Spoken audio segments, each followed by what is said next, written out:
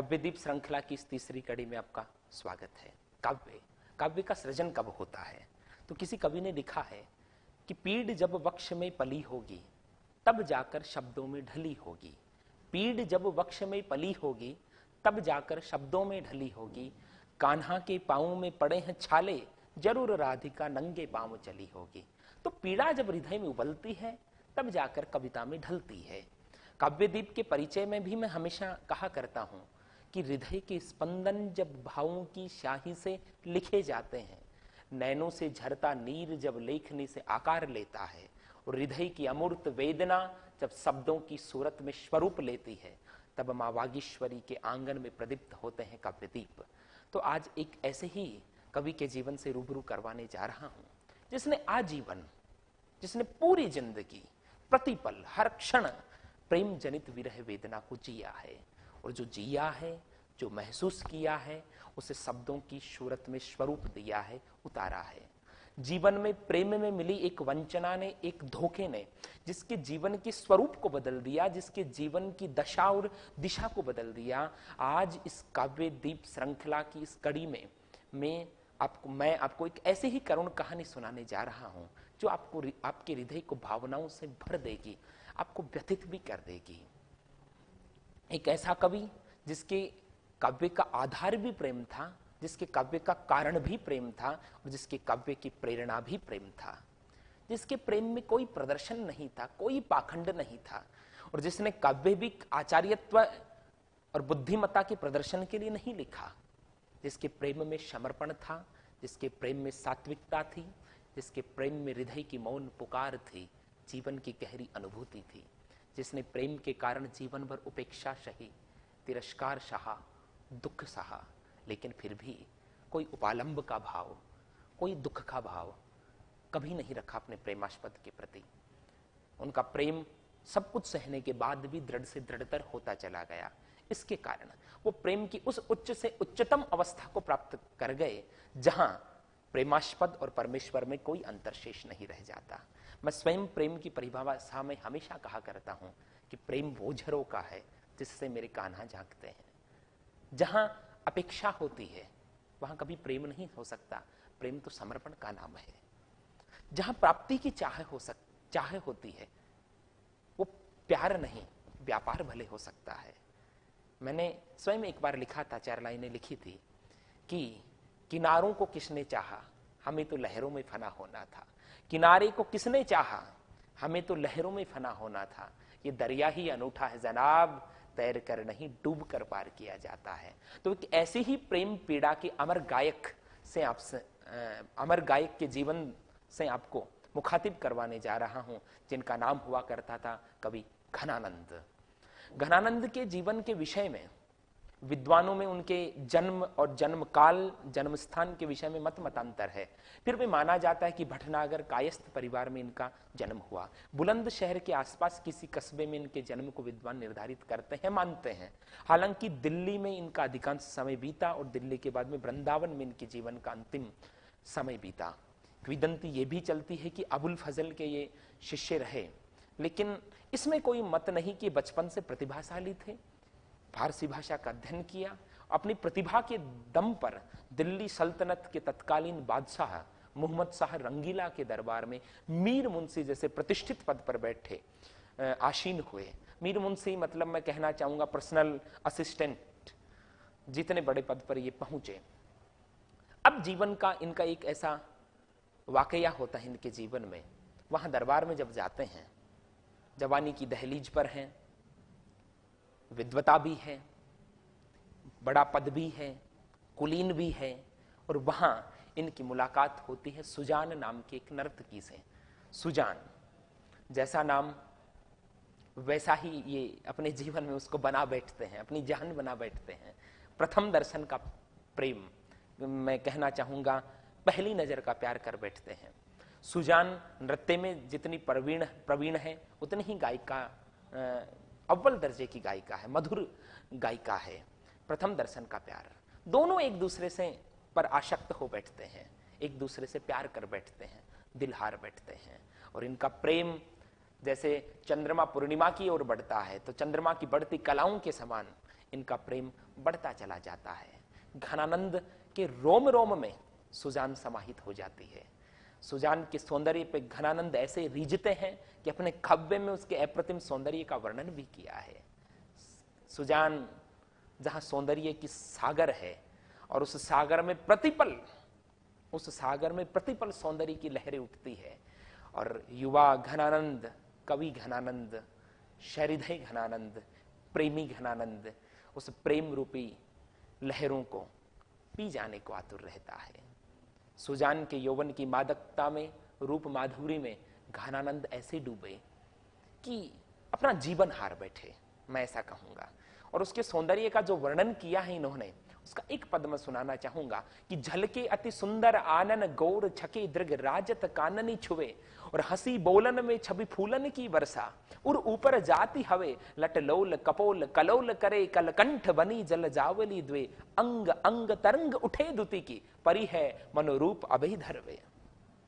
मतलब क्या रहा कि जिसका चेहरे से इतना गौरवर्ण है और इतना सौंदर्य की ओप है, एक आभा है, और आंखें इतनी बड़ी बड़ी जो कानों को छू जाती है, और जब वो बोलती है, घनानंद क्या लिखते हैं, जब वो बोलती है, जब वो हंसती है, तो घनानंद को यह अनुभूत होता है कि उनके हृदय पर फूलों की बारिश हो रही है।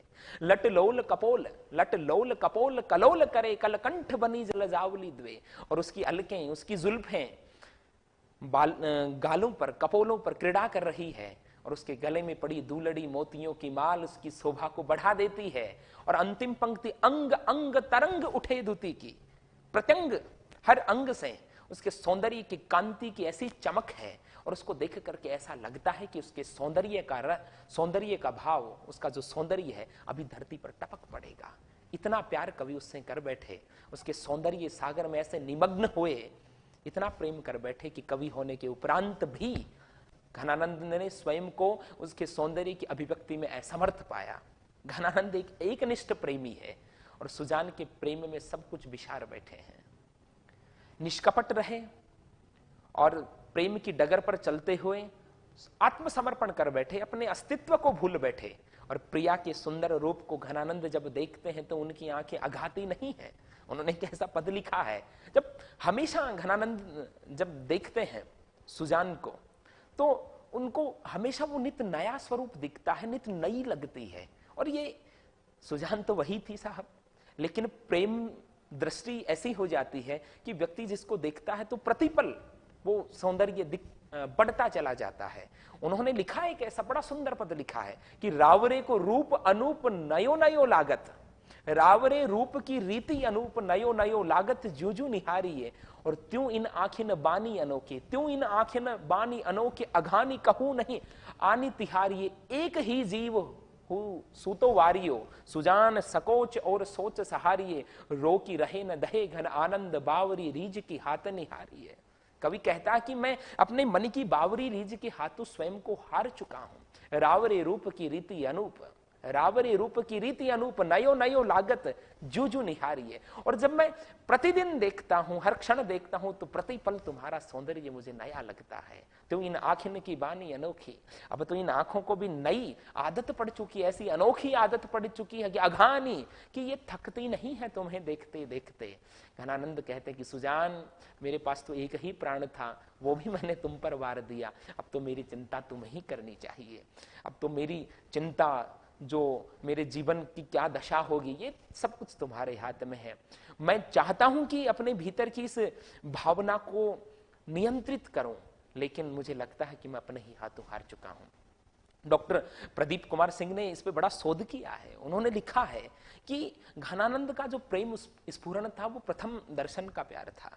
मैंने अभी भी लिखा, अभी अभी आपको कहा कि पहली नजर का प्यार था। और सुजान, उनको लगता था कि सुजान में पूरी सृष्टि का संपूर्ण सौंदर्य समाहित हो गया। और ये प्रेम की पराकाष्ठा होती है कि एक ऐसा प्रसंग आता है कि सुजान एक दिन एक सांवरी साड़ी, श्याम वर्ण की साड़ी पहन करके आई, और जब उसके सौंदर्य को देखते हैं, उस साड़ी में गौर वर्ण की सुजान कैसी लग रही है, तो जिन उपमानों से अलंकृत करते हैं घनानंद, युवा घनानंद, प्रेमी घनानंद, और मैं हमेशा कहा करता हूं पागल, प्रेमी और कवि तीनों की चेष्टाएं एक जैसी होती है। घनानंद प्रेमी तो थे ही, कवि भी थे, और प्यार में पागल भी हो बैठे।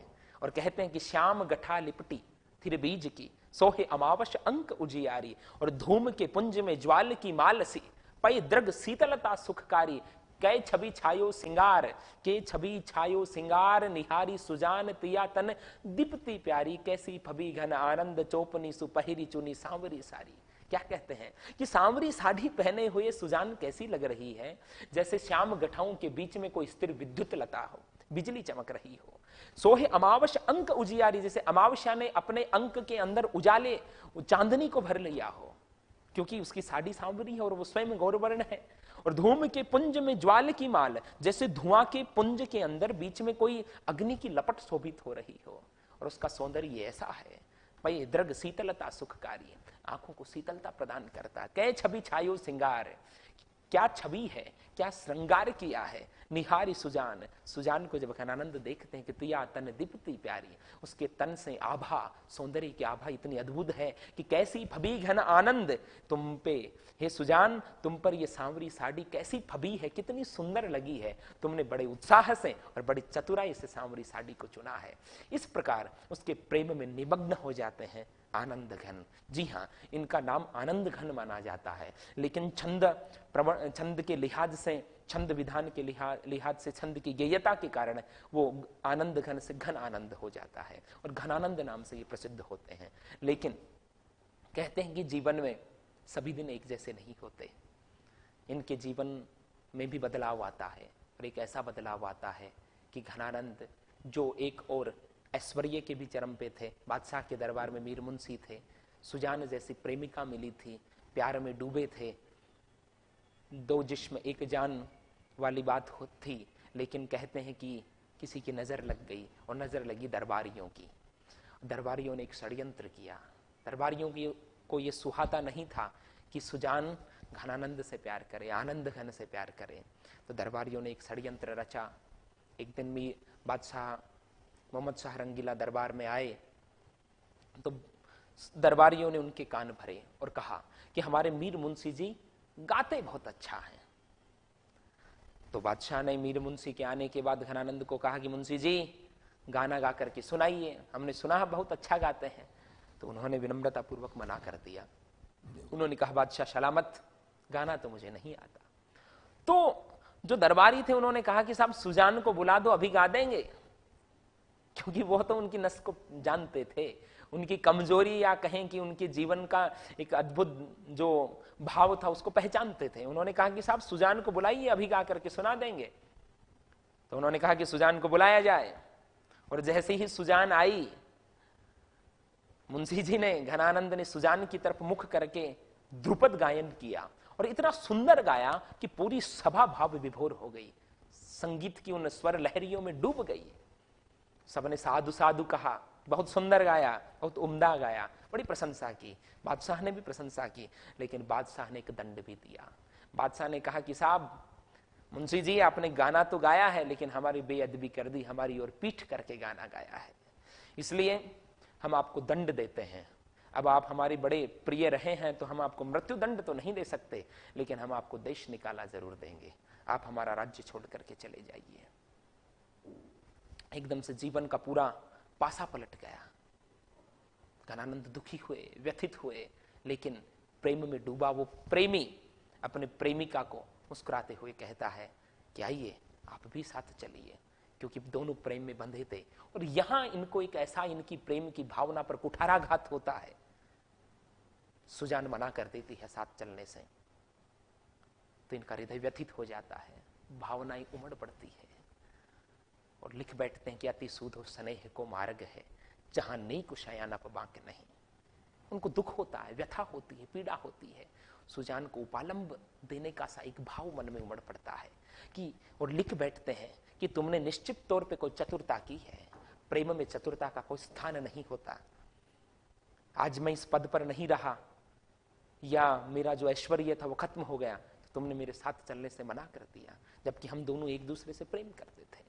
ये भाव उनके मन में उमड़ पड़ते हैं, हृदय करुणा से भर जाता है, व्याकुल हो जाता है, और लिख बैठते हैं जो उनका प्रसिद्ध पद रहा कि अति सूधो स्नेह को मार्ग है, जहां नहीं कुशयानप बांक नहीं, जहां सांचे चले तजित आपन को जिजके कपटी, जे निशांक नहीं घन आनंद प्यारे सुजान सुनो, यहाँ एक ते दूसरो आंक नहीं, तुम कौन धो पाटी पढ़े हो लला, मन लेहु देहु छटांक नहीं। उनका प्रसिद्ध पद है कि प्रेम का मार्ग तो बड़ा सीधा है, वहां कपटी लोग नहीं चल सकते, वहां शानापन नहीं चल सकता, वहां चतुराई नहीं चल सकती, वहां सो सीधे सरल सहज निश्चल निष्कपट निष्पाप लोग उस मार्ग पर आगे बढ़ सकते हैं।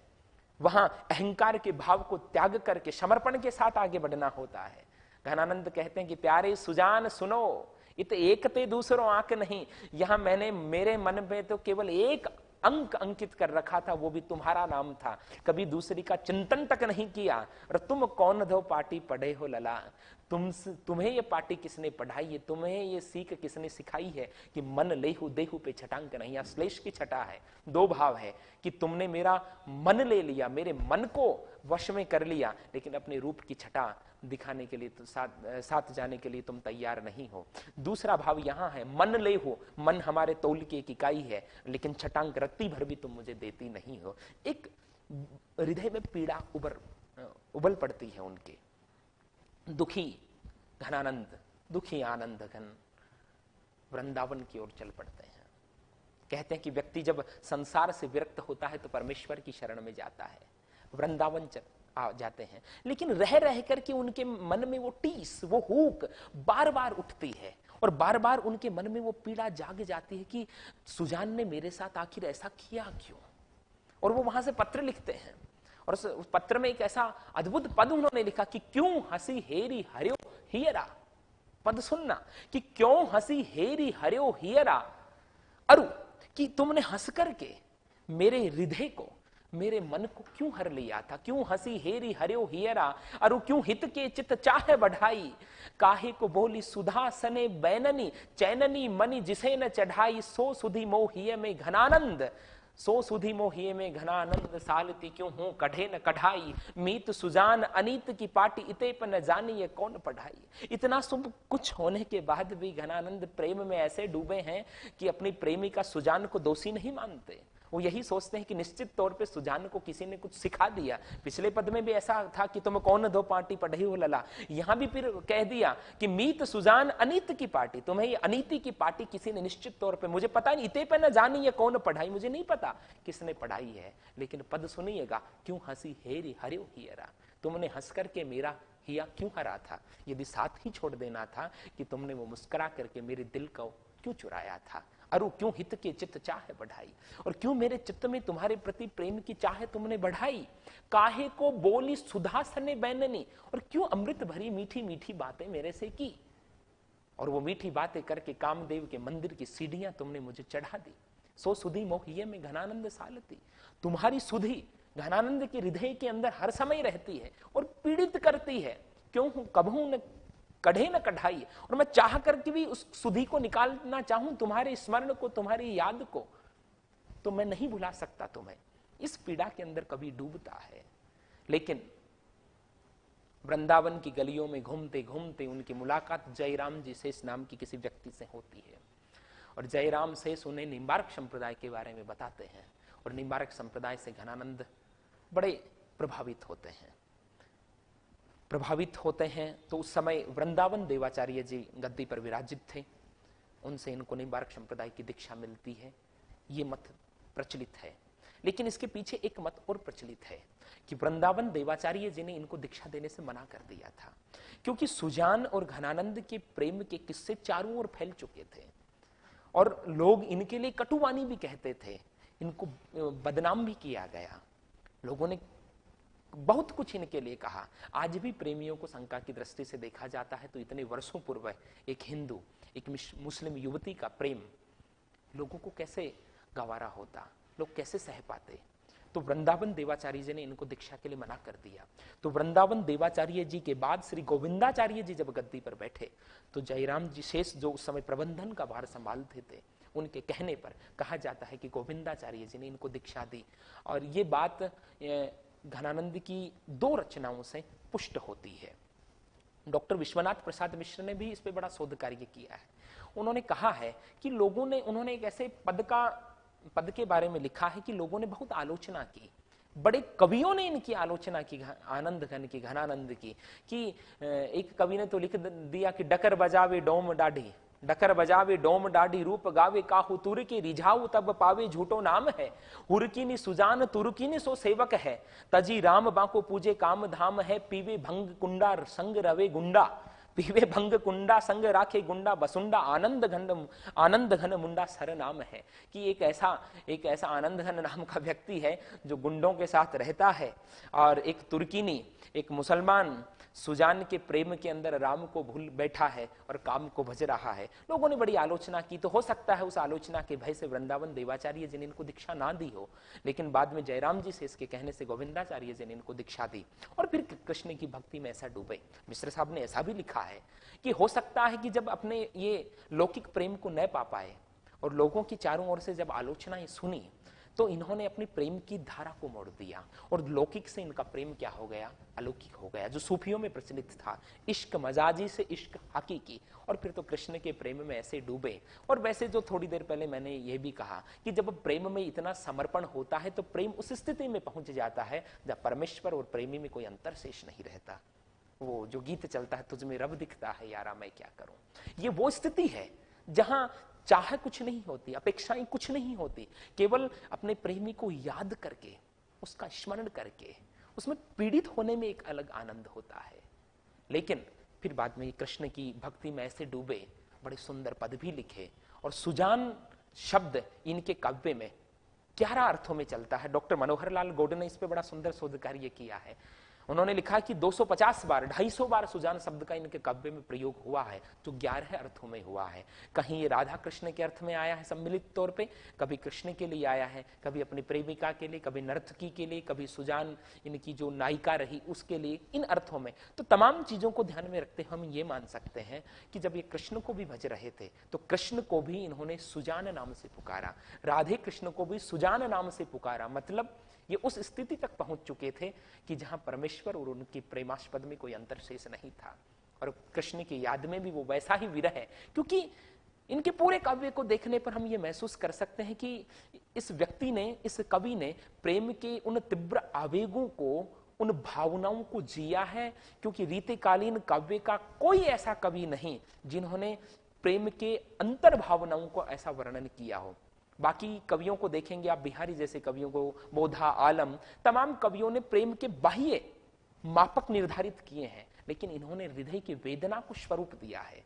और प्रेम का जो शालीनता के साथ, मर्यादा के साथ औदात्यपूर्ण वर्णन उन्होंने किया है, वो अपने आप में अद्भुत है, अनूठा है। तो कृष्ण की भक्ति में इनका एक प्यारा सा पद सुनाता हूं।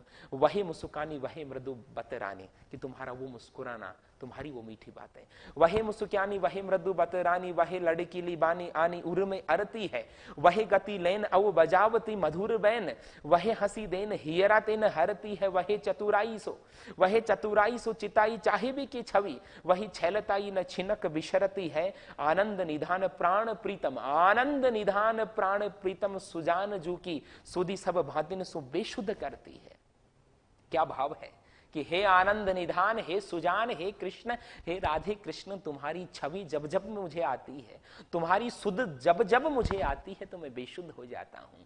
मुझे तुम्हारा वो मुस्कुराना, तुम्हारी वो मीठी बातें, वही मुस्कानी वही मृदु बतरानी, वही लड़कीली बानी, तुम्हारी वो बचपन की बातें, वो तुम्हारे लड़कपन की बातें आनी उर में उड़ती है, मेरे हृदय में बैठी है। वही गति, तुम्हारी वही मटका करके चाल, तुम जो चलते थे मधुर चाल, औ बजावती ललित बैन, और तुम्हारा वो बंसी को बजाना, वही हंसी देन, तुम्हारा वो हंस जाना, हीरा तेन हरती है, वो मेरे हिया से, मेरे हृदय से बाहर नहीं आती है। वही चतुराई, तुम्हारी वही चतुराई, तुम्हारी वही छवि मेरी आंखों में ऐसी बैठी है कि मैं चाह करके भी न विसरती है, उनको बिसरा नहीं पाता, विस्मृत नहीं कर पाता। हे आनंद निधान प्राण प्रीतम सुजान, सुजान कहकर के संबोधित किया है। तुम्हारी छवि को मैं नहीं भूल सकता, जब जब तुम्हारी सुधि आती है तो मैं स्वयं को बेशुद्ध पाता हूं। इस प्रेम में डूबे आनंद घन, इनकी जीवन भर कृष्ण की भक्ति में रहे। उस समय के बड़े कवि भी, बड़े भक्त भी, जिनको भक्त राजा, संत राजा कहा जाता, नागरीदास, किशनगढ़ के महाराजा सावंत सिंह जो नागरीदास बन गए थे, वो भी इनके प्रिय मित्र थे।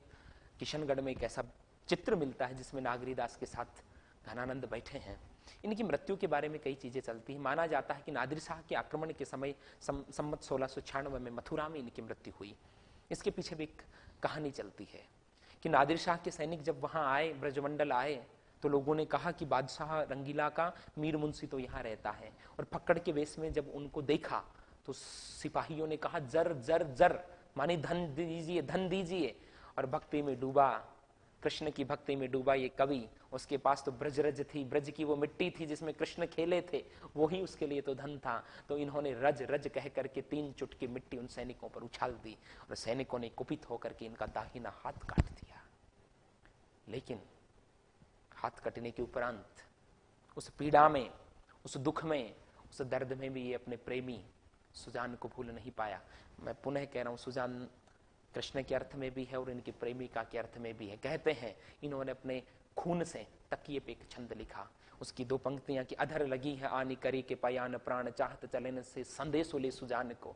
जाते समय भी ये संदेशो ले सुजान को, ये भाव, ऐसा प्रेम में समर्पण रखने वाला कवि, या मैं कहूंगा प्रेमी, अनूठा अपने आप में, मरते समय भी उसी को याद करता है और फिर सैनिक इनकी हत्या कर देते हैं।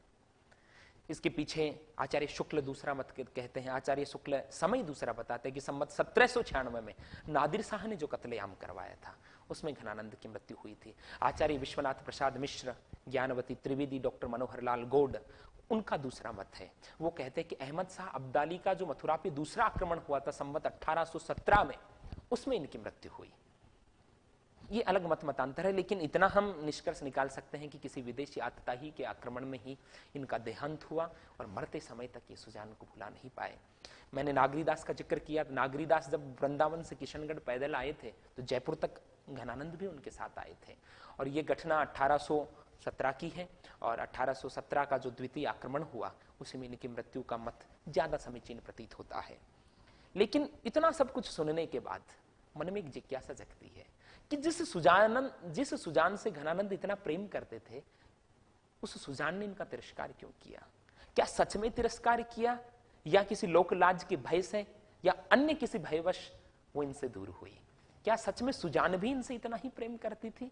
ये जानने को मन आतुर हो उठता है कि एक व्यक्ति जो सर्वस्व समर्पण कर चुका था, सर्वांग समर्पण कर चुका था, अपना अस्तित्व विस्मृत कर चुका था, उस व्यक्ति से क्या वो भी प्रेम करती थी सुजान? क्योंकि शुरुआत में तो उनका प्रेम था। तो इसके बारे में जब पढ़ा, जाना, तो डॉक्टर विश्वनाथ प्रसाद मिश्र ने एक दृष्टि दी है कि आजमगढ़ राज्य के अंदर जो पुराने कवियों का संग्रह पड़ा है उसमें कुछ ऐसे पद मिलते हैं सुजान नाम की एक कवयित्री के लिखे हुए, जो अपने प्रेमी से मिलने को विफल भी है लेकिन किसी लोकलाज के भय से वो मिल नहीं पाती है। और यदि मान लिया जाए कि वो सुजान ने ही लिखे हैं, जो सुजान घनानंद की प्रेमिका है, तो हम कह सकते हैं कि सुजान भी उनसे ही इतना ही प्रेम करती थी कि मन मेरो तुम यह लागी चुक्यो, अब को उन कछु किनके कैबो करो, वह मूर्ति रंग भरी, वह मूर्ति मोहिनी रंग भरी, सो दया करी चित्त दिखाओ करो, कि तुम दया करके अपना चित्त मुझे दिखाओ। यह विनती मेरी सुजान कहे, सुजान कहती कि ये मेरी विनती है, यह विनती मेरी सुजान कहे, चित्त दे इतनी पुन लेबो करो, कबहु प्रिय आवे तबे सुनी, हे प्रिय कब तो आओ, प्यारे दया करी एबो करो, दया करके कभी तो मुझे दर्शन कराओ। तो इस पद को देखने पर लगता है कि सुजान भी उतनी ही व्याकुल थी घनानंद को देखने के लिए। एक दूसरा पद और, नेह लगाई के पीठ ने दीजिए, कि प्रेम लगा लिया तो मुझे पीठ मत दिखाइए, नेह लगाई के पीठ ने दीजिए, हाय इति विनती उड़ आनो, कि मेरी इतनी विनती तो मानो। तो इनको देखें तो माना जा सकता है कि यदि वही सुजान है जो नर्तकी थी तो वो भी उनसे इतना ही प्रेम करती थी, लेकिन तत्कालीन परिस्थितियों के वशीभूत होकर अन्य किसी भय से वो इन दोनों का प्रेम पूर्णता को नहीं प्राप्त कर पाया। लेकिन मैं ये भी कहना चाहूंगा, इनका प्रेम उस स्थिति को प्राप्त कर गया कि जहां मैं पुनः कहूंगा परमेश्वर और प्रेमास्पद में कोई अंतर नहीं रह जाता। सूफी काव्य को पढ़ते समय हम ये महसूस करते हैं। घनानंद की काफी रचनाएं हैं। आचार्य शुक्ल ने इनकी 5 रचनाओं की चर्चा की है, सुजान सागर, विरह लीला, कोकसार, रस के लिवल्ली, कृपाकांड। और मिश्र बंधुओं ने इनकी 41 कृतियों की रचना की है। और काशी नागरी प्रचारिणी सभा काशी ने संवत 2000 तक का जो शोध कार्य था उनमें इनकी 17 रचनाओं की चर्चा की है। विरोधाभास अलंकार इनका प्रिय अलंकार था, विरोधाभासी बातें करना। मिश्र साहब ने तो यहां तक कह दिया, विश्वनाथ प्रसाद मिश्र ने, कि कोई भी ऐसा काव्य जिसमें विरोधाभास अलंकार की प्रचुरता है, आप बेझिझक कह सकते हो कि घनानंद का काव्य है। और इन्होंने अपने प्रेम में डूब करके अपने काव्य में जो रसधारा बहाई है, इनको साक्षात रसमूर्ति कहा जाता है। इनके काव्य में एक ओर सहजता है, दूसरी ओर वचन वक्रता है। तो ऐसा प्रेमी, ऐसा कवि जिसने अपने प्रेम को अमर कर दिया, जिसने ईश्वर को भी अपने प्रेमिका के नाम से पुकारा, ऐसा कवि घनानंद। प्रेम जिसके जीवन का आधार रहा, जिसके काव्य का आधार रहा, जिसके काव्य की प्रेरणा रहा, जिसके काव्य का कारण रहा, ऐसे घनानंद। आज के लिए हम विदा करते हैं घनानंद के जीवन परिचय को जानते हुए, समझते हुए, उन यादों में डूबते हुए। और अंतिम पंक्ति के साथ छोड़ जाता हूं, अति सूधो स्नेह को मार्ग है, जहां नहीं कुसयानप बांक नहीं। यदि किसी से प्रेम ही करना हो तो उसमें श्यानापन नहीं चलता, उसमें चतुराई नहीं चलती, वहां तो केवल समर्पण चलता है। अति सूधो स्नेह को मार्ग है, जहां नहीं कुसयानप बांक नहीं। जहां सांचे चले तजित आपन पो जिज के कपटी निशंक नहीं। कपटी लोग उस मार्ग पे नहीं चल सकते। अपनी अंतिम 4 पंक्तियों के साथ छोड़ जाता हूं कि किनारों को किसने चाहा, हमें तो लहरों में फना होना था। ये दरिया ही अनूठा है जनाब, तैर कर नहीं डूब कर पार किया जाता है। विदा लेते हैं, मिलेंगे अगले शनिवार फिर किसी कवि की चर्चा लेकर के। तब तक के लिए जय हिंद, जय भारत, जय हिंदी। धन्यवाद।